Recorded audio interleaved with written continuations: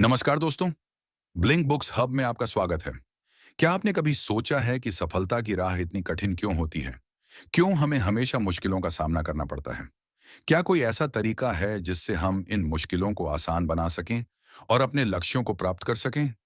यही सवाल है जो हर उस व्यक्ति के मन में उठता है जो जीवन में कुछ बड़ा हासिल करना चाहता है। ऐसा लगता है जैसे कोई गुप्त कोड है जिसे हमें समझना है, और डू हार्ड थिंग्स उसी कोड को उजागर करने की कोशिश करती है।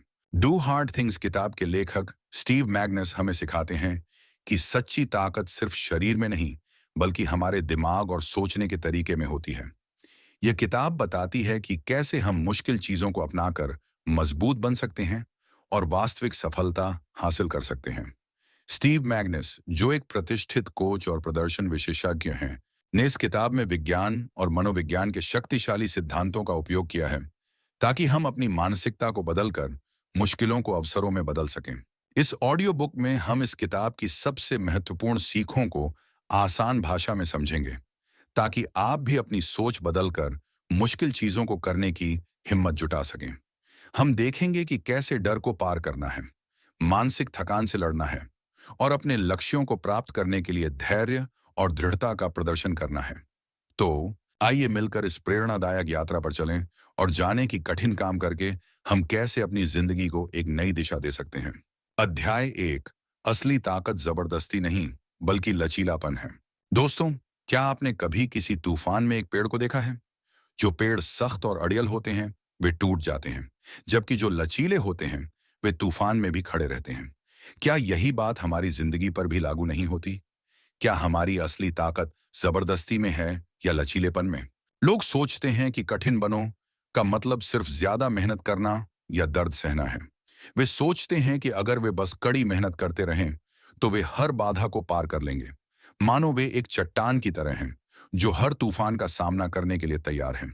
लेकिन असली ताकत लचीलेपन में है, यानी हालात के हिसाब से ढलना और सही समय पर सही एक्शन लेना। ये ठीक वैसे ही है जैसे एक बांस का पेड़ जो तूफान में झुकता है लेकिन टूटता नहीं। कल्पना कीजिए कि आप एक पेड़ हैं। अगर आप सीधे और कठोर हैं तो तूफान आपको तोड़ देगा, लेकिन अगर आप लचीले हैं और हवा के साथ झुक सकते हैं तो आप तूफान से बच जाएंगे। यही लचीलापन है। जीवन में भी ऐसा ही है। अगर आप हर परिस्थिति में एक ही तरह से प्रतिक्रिया करते हैं तो आप थक जाएंगे और टूट जाएंगे। लेकिन अगर आप लचीले हैं और अपनी रणनीति को बदलने के लिए तैयार हैं तो आप किसी भी चुनौती का सामना कर सकते हैं। जो लोग मानसिक रूप से लचीले होते हैं वे मुश्किलों को एडजस्ट करके आगे बढ़ते हैं, बजाय सिर्फ जिद करने के। वे जानते हैं कि कब पीछे हटना है और कब आगे बढ़ना है। वे अपनी रणनीति को बदलने के लिए तैयार रहते हैं और हमेशा सीखने के लिए खुले रहते हैं। वे जानते हैं कि हर चुनौती एक अवसर है और हर असफलता एक सीख। वे पानी की तरह होते हैं जो हर आकार में ढल जाते हैं और अपनी राह खुद बना लेते हैं। एक बार एक किसान था जिसके पास दो बैल थे। एक बैल बहुत मजबूत था और हमेशा अपनी ताकत दिखाता रहता था। दूसरा बैल थोड़ा कमजोर था, लेकिन बहुत बुद्धिमान और लचीला था। एक दिन किसान को एक भारी पत्थर को खेत से हटाना था। मजबूत बैल ने पत्थर को हटाने की बहुत कोशिश की, लेकिन वह सफल नहीं हो सका। कमजोर बैल ने किसान को एक योजना बताई। उसने कहा, हमें पत्थर के नीचे लकड़ी के लट्ठे रखने चाहिए ताकि हम इसे आसानी से लुढ़का सकें। किसान ने ऐसा ही किया और दोनों बैलों ने मिलकर पत्थर को खेत से हटा दिया। इससे पता चलता है कि असली ताकत जबरदस्ती में नहीं, बल्कि लचीलेपन में होती है। अगर कोई खिलाड़ी मैच के दौरान चोटिल हो जाता है तो वह सिर्फ दर्द सहने की बजाय अपनी रणनीति बदलकर खेल जारी रखता है। यही असली ताकत है। वह अपनी कमजोरी को पहचानता है और उसे अपनी ताकत में बदल देता है। वह जानता है कि उसे अपनी सीमाओं के भीतर खेलना है, लेकिन वह फिर भी जीतने की कोशिश करता है। मानो वह पानी है जो अपनी राह खुद बना लेता है। एक स्टार्टअप कंपनी शुरू करने वाला उद्यमी, अगर उसकी पहली कोशिश विफल हो जाती है तो वह हार नहीं मानता। वह अपनी गलतियों से सीखता है, अपनी रणनीति को बदलता है और फिर से कोशिश करता है। उसका लचीलापन ही उसे सफलता की ओर ले जाता है। वह जानता है कि सफलता रातों रात नहीं मिलती और उसे इसके लिए कड़ी मेहनत करनी होगी। वह एक योद्धा है जो हर चुनौती का सामना करने के लिए तैयार है।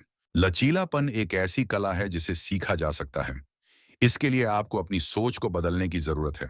आपको मुश्किलों को चुनौती के रूप में देखना होगा, न कि खतरे के रूप में। आपको अपनी भावनाओं को नियंत्रित करना सीखना होगा और शांत रहना होगा।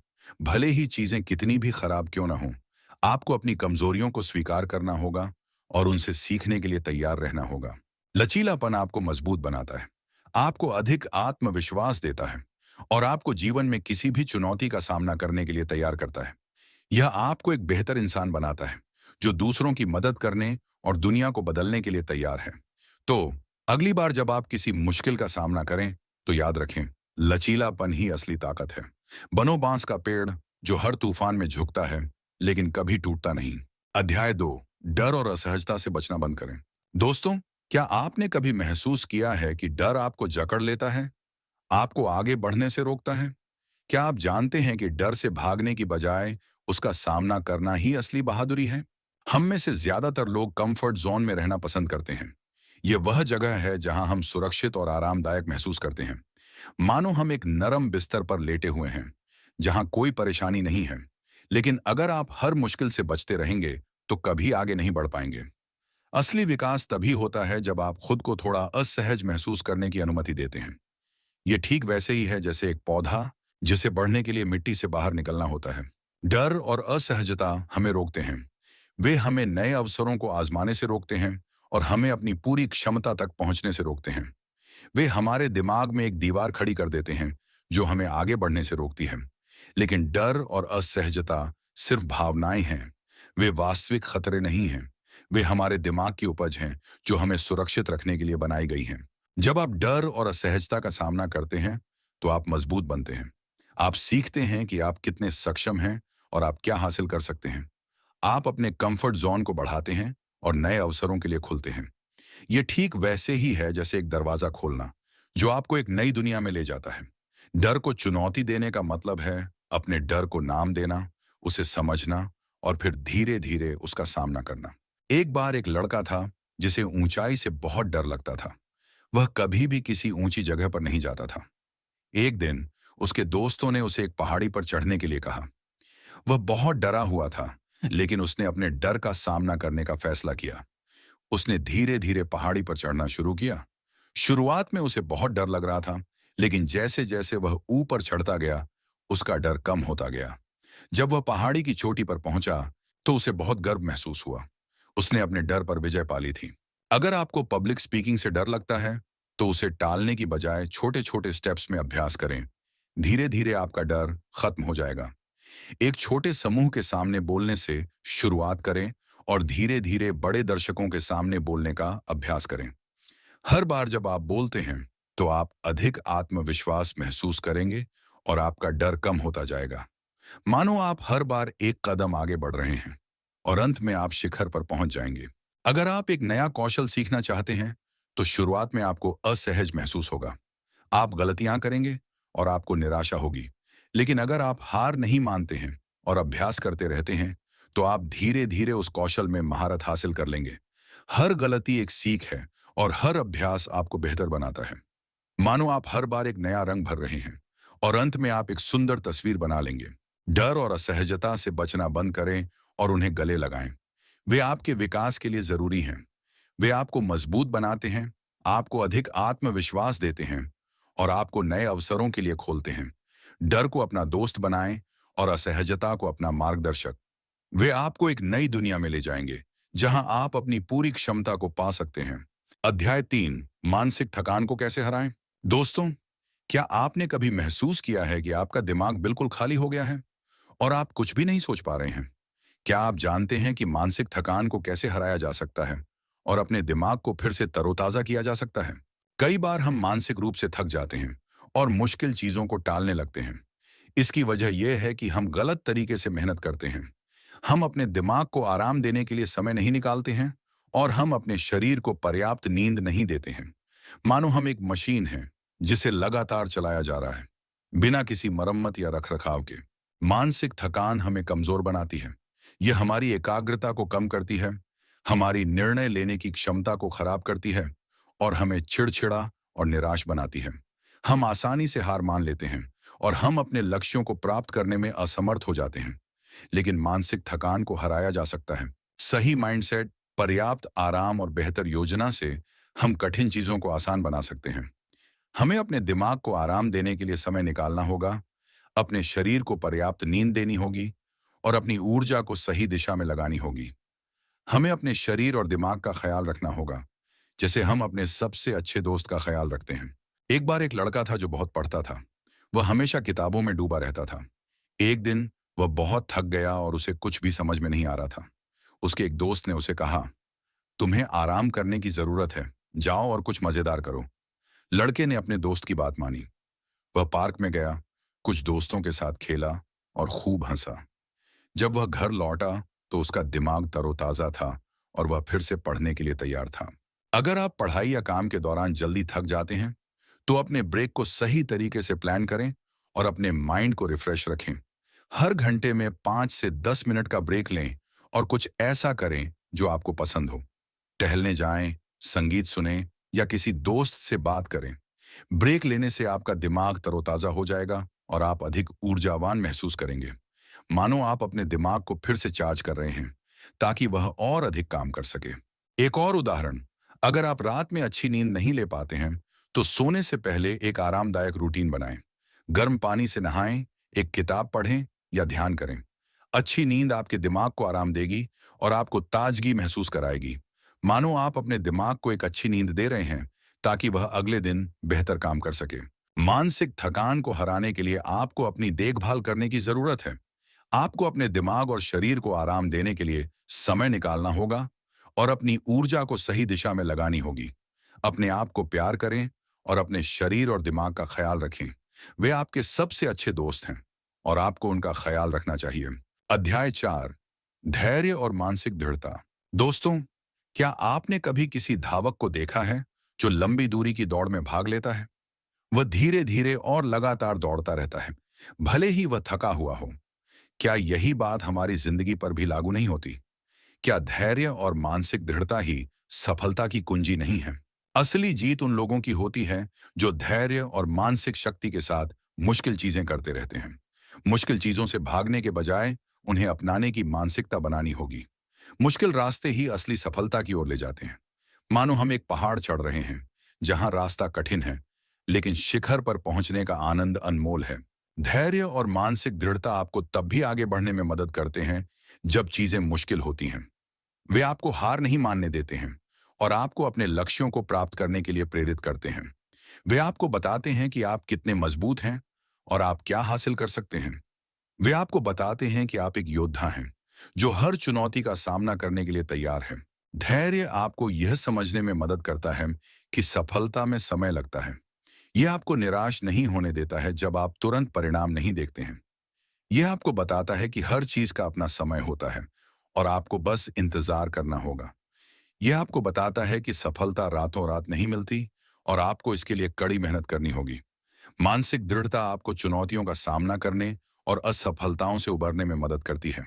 यह आपको बताता है कि हार मानना कोई विकल्प नहीं है और आपको हमेशा आगे बढ़ना होगा।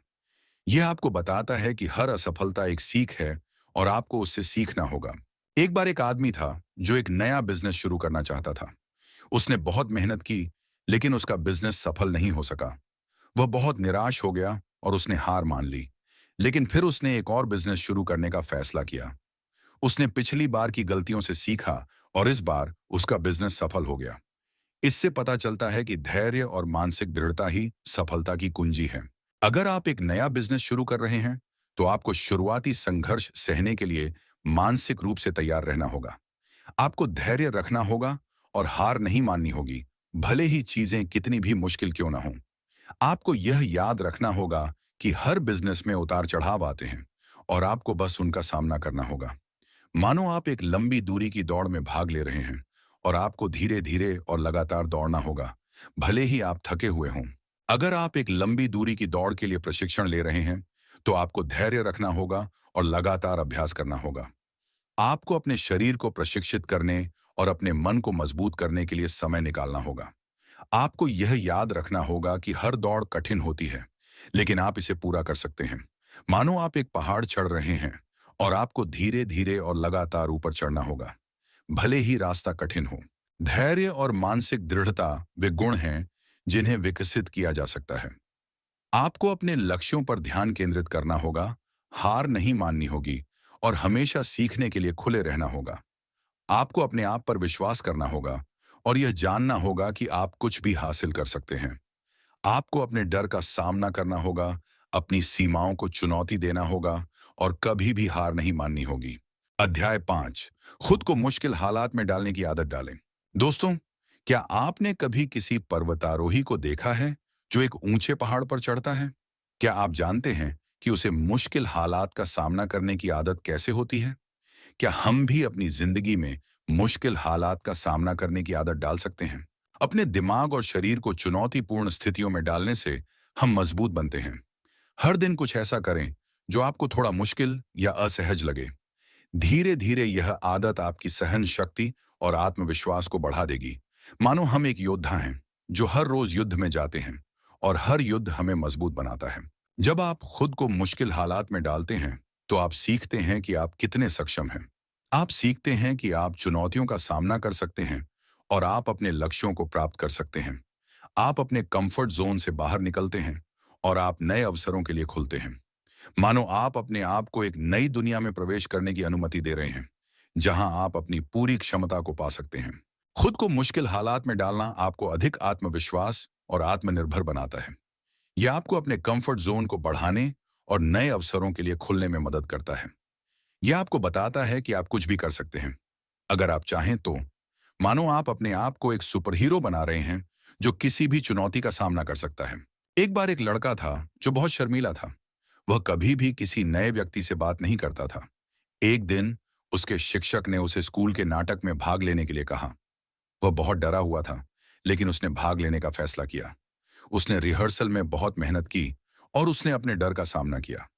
जब उसने मंच पर प्रदर्शन किया तो वह बहुत खुश हुआ। उसने अपने डर पर विजय पा ली थी और वह अब और अधिक आत्मविश्वास महसूस करता था। अगर आप सुबह जल्दी नहीं उठ पाते तो खुद को मजबूर करने की बजाय धीरे धीरे अपनी रूटीन बदलें और एक समय पर सोने की आदत डालें। हर दिन 15 मिनट पहले उठने से शुरुआत करें और धीरे धीरे अपने लक्ष्य तक पहुंचें। यह आपको बताएगा कि आप कितने अनुशासित हैं और आप क्या हासिल कर सकते हैं। मानो आप अपने आप को एक नया लक्ष्य दे रहे हैं और आप उसे प्राप्त करने के लिए मेहनत कर रहे हैं।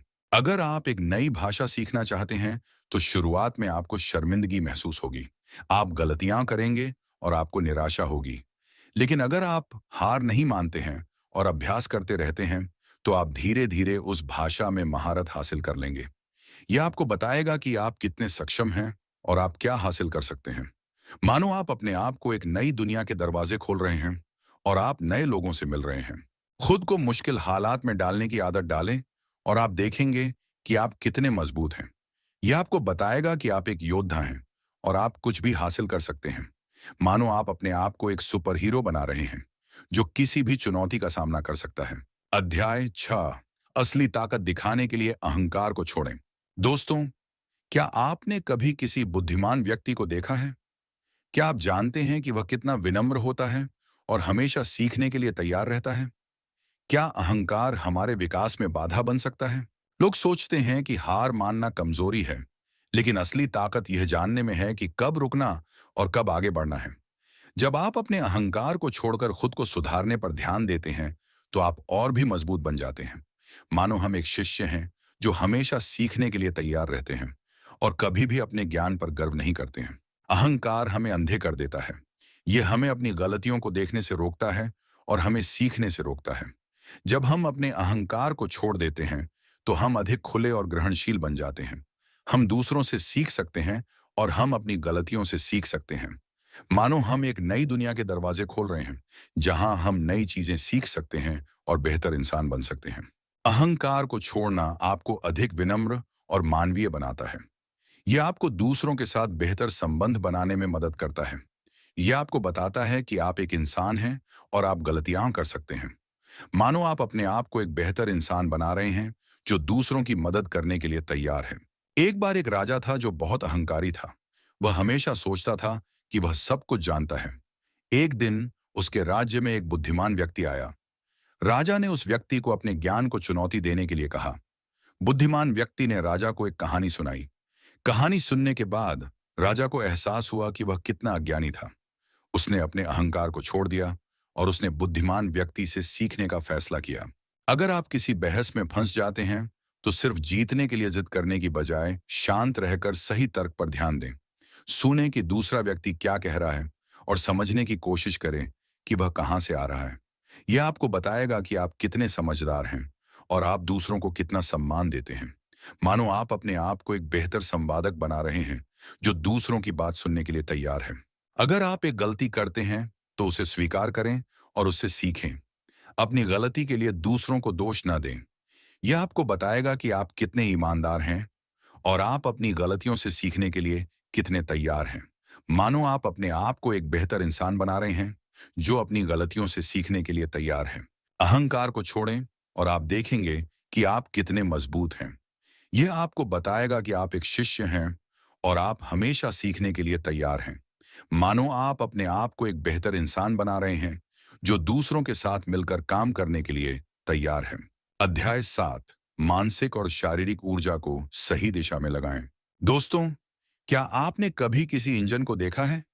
क्या आप जानते हैं कि उसे चलने के लिए ऊर्जा की आवश्यकता होती है?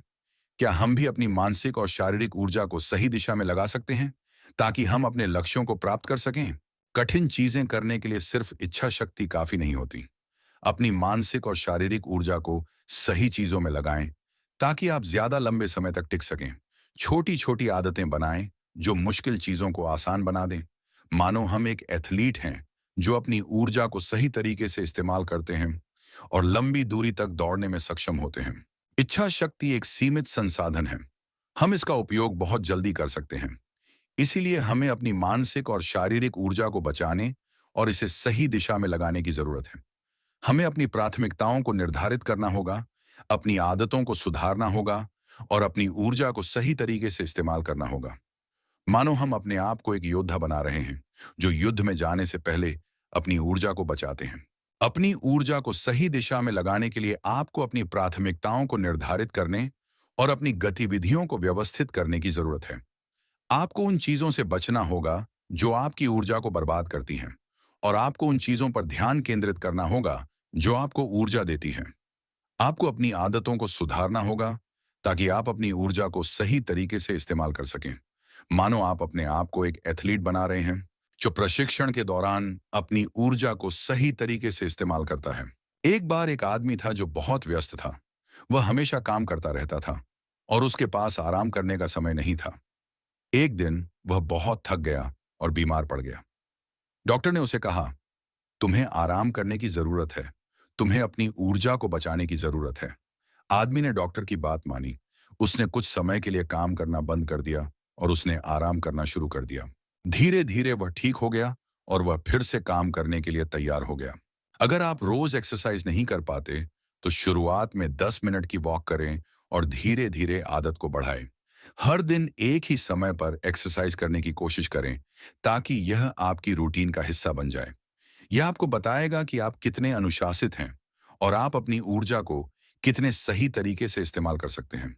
मानो आप अपने आप को एक एथलीट बना रहे हैं जो नियमित रूप से प्रशिक्षण करता है ताकि वह बेहतर प्रदर्शन कर सके।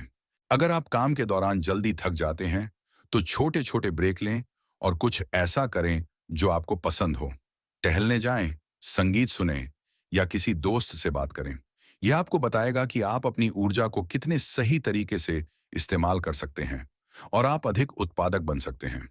मानो आप अपने आप को एक मशीन बना रहे हैं जो समय समय पर रुककर अपनी ऊर्जा को रिचार्ज करती है ताकि वह बेहतर काम कर सके। अपनी मानसिक और शारीरिक ऊर्जा को सही दिशा में लगाएं और आप देखेंगे कि आप कितने अधिक उत्पादक और खुश हैं। यह आपको बताएगा कि आप एक एथलीट हैं और आप लंबी दूरी तक दौड़ने में सक्षम हैं। मानो आप अपने आप को एक योद्धा बना रहे हैं जो युद्ध में जाने से पहले अपनी ऊर्जा को बचाता है और फिर दुश्मन को हराने के लिए इस्तेमाल करता है।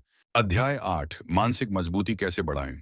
दोस्तों, क्या आपने कभी किसी सैनिक को देखा है? क्या आप जानते हैं कि वह युद्ध में कैसे डटा रहता है, भले ही वह कितना भी थका हुआ हो?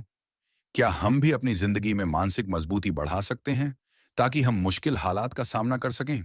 मानसिक मजबूती मुश्किल समय में धैर्य बनाए रखने और सही निर्णय लेने में मदद करती है। दैनिक चुनौतियों का सामना करने, आत्म अनुशासन और कठिन परिस्थितियों में शांत रहने से यह विकसित होती है। यह विषय स्पोर्ट्स, करियर, बिजनेस और निजी जीवन में सफलता पाने के लिए बेहद जरूरी है। मानो हम एक सैनिक हैं जो युद्ध में डटे रहते हैं और कभी भी हार नहीं मानते हैं। मानसिक मजबूती आपको हार नहीं मानने देती है जब चीजें मुश्किल होती हैं। यह आपको अपने लक्ष्यों पर ध्यान केंद्रित करने और अपने सपनों को प्राप्त करने के लिए प्रेरित करती है। यह आपको बताती है कि आप कितने मजबूत हैं और आप क्या हासिल कर सकते हैं। मानो यह एक अदृश्य कवच है जो हमें मुश्किलों से बचाता है। मानसिक मजबूती विकसित करने के लिए आपको चुनौतियों का सामना करना होगा, आत्म अनुशासन का अभ्यास करना होगा और कठिन परिस्थितियों में शांत रहना सीखना होगा। आपको अपने डर का सामना करना होगा, अपनी सीमाओं को चुनौती देना होगा और अपने आप पर विश्वास करना होगा।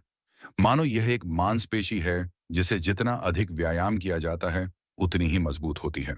एक बार एक लड़का था जो एक गरीब परिवार से था। वह स्कूल में अच्छा नहीं था और उसके पास कोई दोस्त नहीं था। उसके आसपास के लोग हमेशा उसे नीचा दिखाते थे, लेकिन उसने हार नहीं मानी। उसने कड़ी मेहनत की, अपनी पढ़ाई पर ध्यान केंद्रित किया और उसने अपने डर का सामना किया। अंत में वह एक सफल व्यवसायी बन गया। उसकी कहानी हमें सिखाती है कि मानसिक मजबूती हमें किसी भी चुनौती का सामना करने में मदद कर सकती है। अगर कोई परीक्षा या इंटरव्यू में असफल होता है, तो हिम्मत न हार कर खुद को और बेहतर बनाने पर फोकस करना मानसिक मजबूती का संकेत है। हार को सीखने के अवसर के रूप में देखें और अगली बार बेहतर करने के लिए प्रयास करें। मानो यह एक पाठ है जिसे हमें सीखना है ताकि हम भविष्य में बेहतर कर सकें। अगर आप एक लंबी दूरी की दौड़ के लिए प्रशिक्षण ले रहे हैं, तो आपको दर्द और थकान का सामना करना होगा।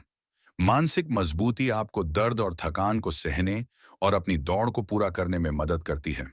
मानो यह एक शक्ति है जो हमें आगे बढ़ने की प्रेरणा देती है, भले ही चीजें कितनी भी कठिन क्यों ना हों। मानसिक मजबूती विकसित करें और आप देखेंगे कि आप कितने अधिक सक्षम हैं। यह आपको बताएगा कि आप एक सैनिक हैं और आप कुछ भी हासिल कर सकते हैं। मानो आप अपने आप को एक अजेय शक्ति बना रहे हैं जो किसी भी चुनौती का सामना कर सकती है। अध्याय 9, आत्म अनुशासन और सफलता। दोस्तों, क्या आपने कभी घड़ी की टिक टिक सुनी है? क्या आप जानते हैं कि वह कैसे लगातार चलती रहती है, बिना रुके या थके? क्या हम भी अपनी जिंदगी में आत्म अनुशासन विकसित कर सकते हैं ताकि हम लगातार अपने लक्ष्यों की ओर बढ़ते रहें? आत्म अनुशासन वह ताकत है जो लोगों को लगातार मेहनत करने और अपने लक्ष्य तक पहुंचने में मदद करती है। यह मोटिवेशन से भी ज्यादा जरूरी है क्योंकि यह आपको लंबे समय तक सही दिशा में बनाए रखता है। यह विषय खासकर उन लोगों के लिए फायदेमंद है जो प्रोडक्टिविटी, टाइम मैनेजमेंट और आदतों में सुधार लाना चाहते हैं। मानो हम एक इंजन हैं जो लगातार चलते रहते हैं और कभी भी रुकते नहीं हैं। आत्म अनुशासन आपको उन चीजों को करने में मदद करता है जो आपको नहीं करना चाहते हैं, लेकिन आपको पता है कि वे आपके लिए अच्छी हैं। यह आपको अपनी आदतों को बदलने और अपने लक्ष्यों को प्राप्त करने में मदद करता है। मानो यह एक अदृश्य शक्ति है जो हमें सही रास्ते पर बनाए रखती है। आत्म अनुशासन विकसित करने के लिए आपको अपने लक्ष्यों को निर्धारित करने, एक योजना बनाने और उस योजना का पालन करने की जरूरत है। आपको अपनी आदतों को बदलने और अपनी इच्छा शक्ति को मजबूत करने की भी जरूरत है। मानो यह एक पौधा है जिसे हमें नियमित रूप से पानी और खाद देनी होती है ताकि वह बढ़ता रहे। एक बार एक लड़का था जो बहुत आलसी था। वह कभी भी अपना काम समय पर नहीं करता था। एक दिन उसके शिक्षक ने उसे एक प्रोजेक्ट दिया और कहा कि उसे 1 हफ्ते में पूरा करना है। लड़के ने प्रोजेक्ट शुरू किया, लेकिन उसे आलस आ रहा था और वह काम नहीं कर पा रहा था। फिर उसने अपने आप से कहा, मुझे आत्म अनुशासन का पालन करना होगा और मुझे अपना काम समय पर पूरा करना होगा। उसने कड़ी मेहनत की और उसने अपना प्रोजेक्ट समय पर पूरा कर लिया। उसकी कहानी हमें सिखाती है कि आत्म अनुशासन हमें अपने लक्ष्यों को प्राप्त करने में मदद कर सकता है। हर रोज जल्दी उठना, नियमित एक्सरसाइज करना और फालतू चीजों में समय बर्बाद न करना, ये सब आत्म अनुशासन के उदाहरण हैं। ये आदतें आपको अधिक उत्पादक, स्वस्थ और खुश बनाती हैं। मानो ये वे नींव हैं जिस पर हम अपनी सफलता की इमारत का निर्माण करते हैं। अगर आप एक किताब लिखना चाहते हैं, तो आपको हर दिन लिखने के लिए समय निकालना होगा, भले ही आपको लिखने का मन ना हो। आत्म अनुशासन आपको अपने लक्ष्य को प्राप्त करने में मदद करता है। मानो यह एक ईंधन है जो हमें अपनी यात्रा जारी रखने की प्रेरणा देता है, भले ही रास्ता कितना भी कठिन क्यों ना हो। आत्म अनुशासन विकसित करें और आप देखेंगे कि आप कितने अधिक सफल हैं। यह आपको बताएगा कि आप एक इंजन हैं और आप लगातार चलते रहेंगे। मानो आप अपने आप को एक शक्ति बना रहे हैं जो हमें अपने सपनों को साकार करने की क्षमता देती है। अध्याय 10, कठिनाइयों से सीखकर आगे कैसे बढ़ें। दोस्तों, क्या आपने कभी किसी वैज्ञानिक को प्रयोग करते हुए देखा है? क्या आप जानते हैं कि वह अपनी गलतियों से कैसे सीखता है और फिर सही परिणाम प्राप्त करता है? क्या हम भी अपनी जिंदगी में कठिनाइयों से सीखकर आगे बढ़ सकते हैं? हर मुश्किल एक नई सीख देने का मौका होती है। कठिनाइयों को एक नए दृष्टिकोण से देखने और उनसे सीखकर आगे बढ़ने की मानसिकता आपको मजबूत बनाती है। यह विषय लाइफ में बार बार असफलताओं से जूझने वाले लोगों को सही दिशा देने में मदद कर सकता है। मानो हम एक वैज्ञानिक हैं जो हमेशा प्रयोग करते रहते हैं और हर प्रयोग से कुछ नया सीखते हैं।